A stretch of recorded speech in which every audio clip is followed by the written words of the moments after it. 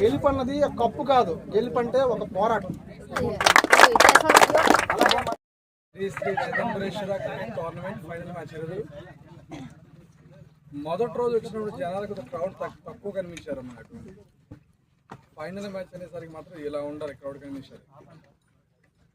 ఈరోజు final match ఇంత గ్రాండ్గా జరిగింది. ఏదైనా క్రికెట్ ఎంతైనా మన ఏరియాలో చాలా ఎక్కువ దీనిగా తీసుకుంటారు. ఈరోజు మేస్త్రి గారు ఈరోజు ఫైనల్ క్రికెట్ కోసం మీ ఈ చిన్న వయసులోనే చాలా చక్కగా ఆర్గనైజ్ చేయడంలో విజయవంతమైనందుకు నా యొక్క అభినందనలు మీకు. అలాగే మనం అందరం చూస్తూ వస్తున్నాం, ఇప్పుడు ఐపీఎల్ జరుగుతుంది. మన రాజస్థాన్ రాయల్స్ లో ఒక స్టార్ ప్లేయర్ ఎవరు? అతని వయసు మీ అంత వయసే కదా.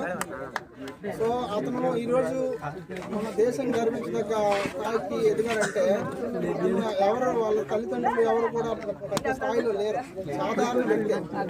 అంటే ఒక మనిషి తలుచుకుంటే వయసుకి సంబంధం లేకుండా టాలెంట్ అతను ఎక్కడి వరకు తీసుకెళ్తుంది అనేది అతను ఒక ఉదాహరణగా ఈరోజు మన ముందు కనిపిస్తున్న ఆ కప్పు ప్రతి ఒక్కరికి కూడా దాంట్లో చూడగానే మొదట ఏ కప్పు కనిపిస్తుంది?